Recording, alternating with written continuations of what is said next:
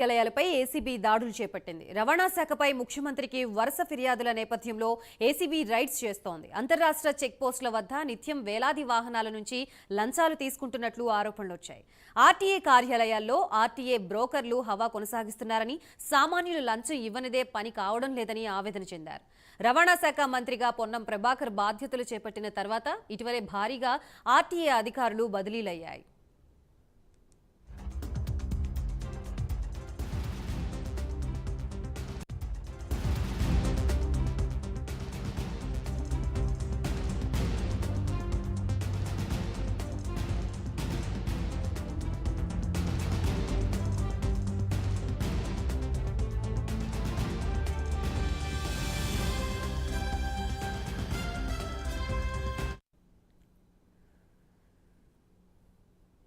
హైదరాబాద్, రంగారెడ్డి, మహబూబ్ నగర్, నల్గొండ జిల్లాలతో పాటు రాష్ట్ర వ్యాప్తంగా తనిఖీలు కొనసాగుతున్నాయి. పలు జిల్లాల్లో ఆర్టీఏ కార్యాలయాల్లో, బోర్డర్ చెక్ పోస్టుల్లో ఏసీబీ అధికారులు ఏకకాలంలో దాడులు చేశారు.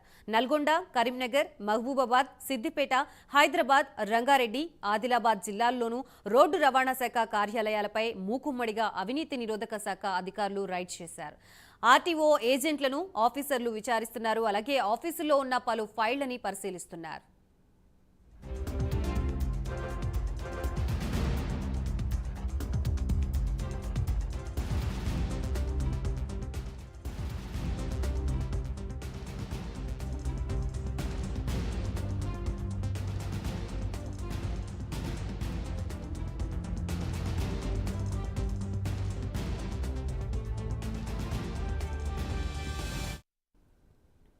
మరోవైపు భద్రాద్రి కొత్తగూడెం జిల్లాలోని అశ్వారావుపేట బోర్డర్ చెక్పోస్ట్, ఆదిలాబాద్ జిల్లాలోని జైనథ మండలం బోరజ చెక్పోస్టుల దగ్గర ఏసీబీ అధికారులు ఆకస్మిక తనిఖీలు కొనసాగుతోంది.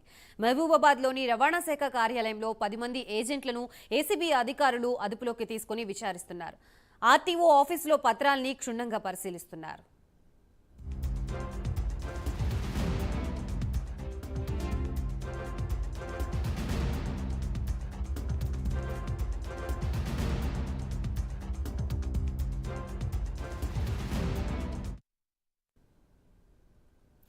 భద్రాద్రి కొత్తగూడెం జిల్లాలో రవాణా శాఖ అధికారి కార్యాలయంలో ఏసీబీ అధికారులు సోదాలు చేపట్టారు. అశ్వారావుపేటలో ఉన్న బోర్డర్ చెక్పోస్టులోనూ ఏకకాలంలో ఏసీబీ అధికారులు ఆకస్మిక తనిఖీలు చేపట్టారు. లారీ డ్రైవర్ల రూపంలో వచ్చిన ఏసీబీ అధికారులు తనిఖీలు చేస్తున్నారు. చెక్పోస్టులోని సిబ్బంది ఒక్కో వాహనానికి ఒక్కో రేటు నిర్ణయించి అక్రమంగా వసూలు చేస్తున్నట్లుగా గుర్తించారు.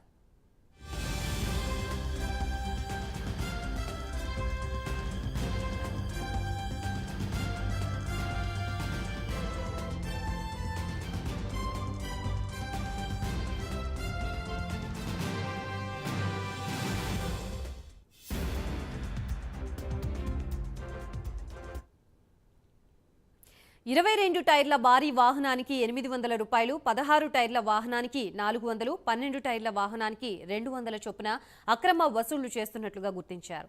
ఆర్టీఏ అధికారులు ప్రైవేటు సిబ్బందిని పెట్టుకుని వసూళ్లకి పాల్పడుతున్నట్లు ఏసీబీ అధికారులు గుర్తించారు. ఒకచోట 35,000, మరోచోట 20,000 స్వాధీనం చేసుకున్నారు. రికార్డుల్లో ఉన్న నగదు సోదా చేసిన సమయంలో ఉన్న నగదు పొంతన లేదని ఏసీబీ డీఎస్పీ రమేష్ తెలిపారు. నేను ACB DSP Khammam and Bhadradri Kothagudem DSP. నేను ఈరోజు ఈ Aswaraopeta RTA checkpost, border checkpost, మన స్టేట్ బోర్డర్ చెక్పోస్ట్ ఇది.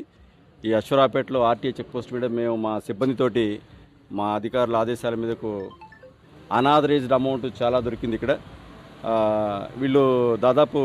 వీళ్ళు కొంతమంది ప్రైవేట్ సిబ్బందిని నియమించుకొని ఈ లారీస్ ఆన్ పాసర్స్ ఎవరైతే ఉన్నారో ట్రాన్స్పోర్టర్స్కు టైర్లకి ఇంత అని చెప్పేసి 12 టైర్కి అయితే ఇంత, 14 టైర్కి అయితే ఇంత, 16 అయితే ఇంత, 18 అయితే ఇంత, 20 టైర్ల వాళ్ళకి వేరియేషన్ ఒక నేమ్ లిస్ట్ లాగా, ఒక మెనూ లాగా తయారు చేసి ప్రతి వెహికల్ నుంచి వాళ్ళ కాగితాలు సక్రంగా ఉన్నా కానీ, అన్ని డాక్యుమెంట్లు కూడా వ్యాలిడ్ డాక్యుమెంట్ పర్ఫెక్ట్ ఉన్నా కానీ వాళ్ళు పాసింగ్ అంటూ ఒక పేరు, దాన్ని ఒక పదంగా, దాన్ని ఒక ఇదిగా తీసుకొని పాస్ అయ్యే ప్రతి వెహికల్కి వాళ్ళు పేపర్ సక్రంగా ఉంటే కూడా అమౌంట్ వసూలు చేస్తానని మాకు కూడా చాలా రోజుల నుంచి కంప్లైంట్స్ ఉన్నాయి వీళ్ళ మీద.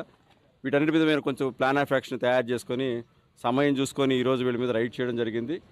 ఇప్పటివరకు వీళ్ళ దగ్గర ఒక 35,000 రూపాయలు అనాథరైజేషన్ క్యాష్ దొరికింది. వీళ్ళ ఎంఓ ఏంటంటే వీళ్ళు ప్రైవేట్ సిబ్బందిని కూడా నియమించుకుంటారు అనఫిషియల్గా. వాళ్ళకి పేమెంట్, వాళ్ళ శాలరీస్ కూడా ఇక్కడ ఉన్నటువంటి ఎంప్లాయీస్ వీళ్ళే ఇస్తారు. వీళ్ళు అట్లా అనాథరైజ్డ్ పర్సన్స్ దగ్గర నుంచి మేము ఇమ్మీడియట్గా వాళ్ళని అదుపులో తీసుకొని వాళ్ళ దగ్గర తీసుకుంటే 20,000 రూపీస్ వరకు దొరికింది వాళ్ళ దగ్గర. నెక్స్ట్ ఆల్రెడీ మేము ఇక్కడ సిబ్బంది రాకముందే వీళ్ళ దగ్గర ముందు ఒక ట్రే సిస్టమ్ లాగా పెడతారు, హుండీలాగా. ఒక ఆటోమేటిక్ సిస్టమ్ ఒకటి వీళ్ళు జనరేట్ చేసి పెట్టారు. 14 టైర్ లారీ అయితే ఇంత, 18 టైర్ లారీ అయితే వాళ్ళు వచ్చేసి ఒక మనిషి ఉంటాడు, అడుగుతారు మీది ఎన్ని టైర్ లారీ అంటే మాది 14 అంటే ఓహో 300 ఇచ్చేసిపోండి అంటాడు. ఇది ఒక సిస్టమ్ లాగా వీళ్ళు దీన్ని డెవలప్ చేసి పెట్టారు, ఆటోమేటిక్గా జరిగిపోతుంది.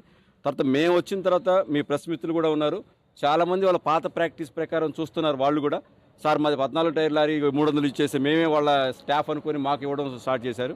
మేము ఇక్కడ పంచులు